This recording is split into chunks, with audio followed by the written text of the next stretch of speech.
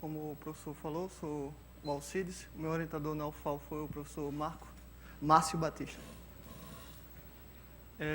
Vou falar sobre desigualdade isoperimétrica e um pouco sobre hipersuperfície de curvatura média constante. Antes eu vou contar uma historinha sobre o problema isoperimétrico.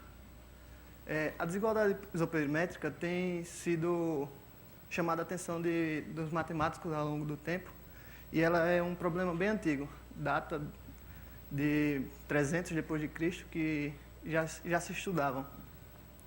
Tem um poema, Eneida, de Virgílio, que conta a história de uma princesa, Dido, e que ela teve uma guerra lá, ela acabou fugindo e foi para outra localidade, onde hoje se encontra a cidade que depois se chamou cidade de Cartago, acho que agora já mudou o nome também.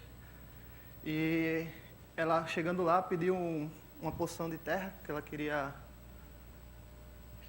usar para poder morar lá.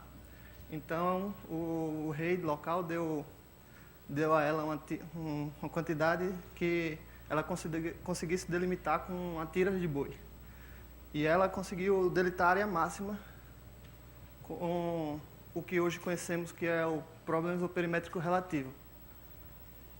Que aqui está uma imagem de como ela teve a solução.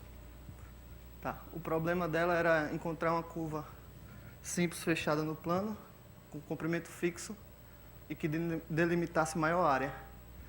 Essa relativa porque ela tinha a costa do mar.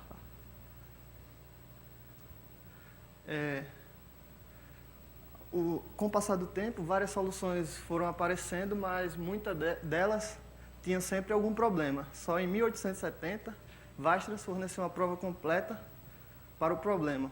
E ele introduziu o que hoje conhecemos como o cálculo das variações, o cálculo variacional. Usando essas técnicas foi que ele conseguiu resolver o problema. Tá, agora eu vou dar umas definições.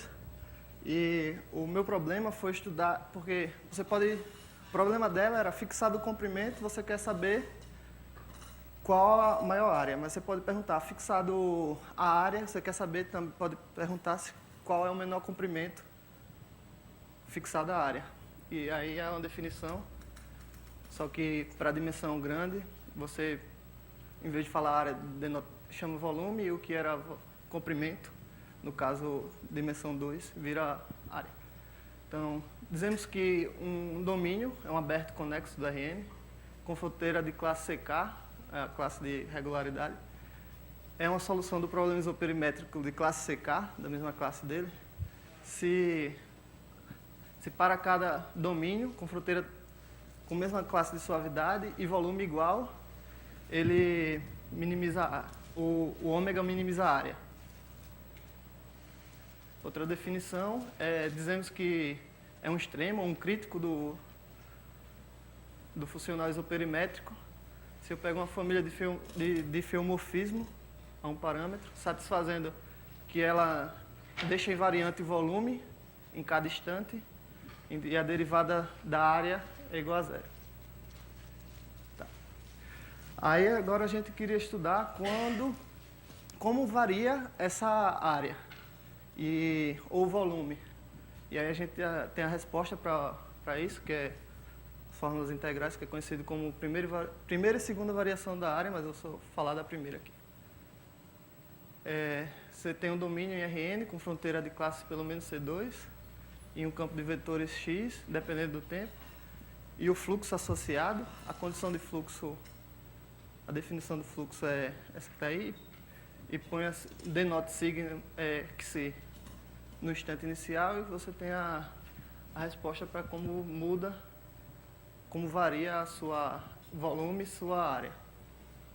Tá? Como corolário ou consequência da primeira variação da área, a gente obtém alguns resultados. Por exemplo, esse teorema seja um domínio de classe C2 e assuma que ele é uma solução do problema isoperimétrico. Então, a curvatura média dele satisfaz essa desigualdade em todo o bordo. Temos outro teorema. Seja um domínio em Rn, com fronteira de classe C2, e N o normal, unitário, ao longo de gama. Suponha que a curvatura média satisfaça essa desigualdade, então a gente tem essa desigualdade, onde Cn é a área do disco, da fronteira do disco unitário, Cn menos 1. E ocorrendo a igualdade se somente se o... Ou seja, se a gente tem uma solução, a gente está encontrando está mostrando a unicidade com esse teorema. Agora temos mais dois teoremas que também são... Esse é a aplicação da primeira variação da área ainda e do volume, que seja um domínio Rn com fronteira de classe C2, que é um extremo do funcional isoperimétrico classe C2, então o bordo dele tem curvatura média constante. Agora, esse é o teorema de David-Alexandrov, ele é bem conhecido, acho que da década de 60, esse teorema. E seja um domínio em Rn de classe C2, suponha que tenha a curvatura média constante, então ele é um disco. Teorema de classificação. Tá. Agora a gente vai entrar na desigualdade isoperimétrica, que foi o tema principal do meu trabalho. E antes eu vou dar uma definição. Você define a constante isoperimétrica como ínfimo sobre todos os domínios da área sobre o volume elevado a 1 menos 1 sobre n, e a fronteira de classe pelo menos C1. E define a constante de Sobolev como sendo o ínfimo sobre todas as funções, com certa regularidade, que eu acho que eu não tenho aí, da norma do gradiente e da norma... Essa norma aí é integral, a de baixo, n menos 1 sobre n sobre n menos 1, é a integral da função elevada a essa potência, tudo isso elevado ao inverso da potência. A potência é essa constante. E temos um teorema, devido a Federer e Fleming, foi provado de maneira independente nos anos 60, que ele diz que essas constantes são iguais, que aparentemente são distintas. O teorema diz que essa é a igualdade. E, por fim, vou falar o teorema que eu fiz, a gente estudou, que é a desigualdade isoperimétrica, seja um domínio Rn com fronteira de classe C1, então temos essa desigualdade.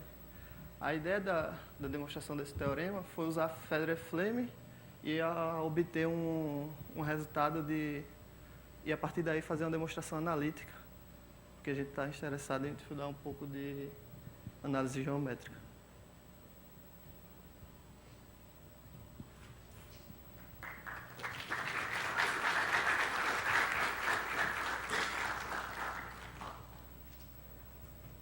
Desculpa a velocidade, estava um pouco nervoso.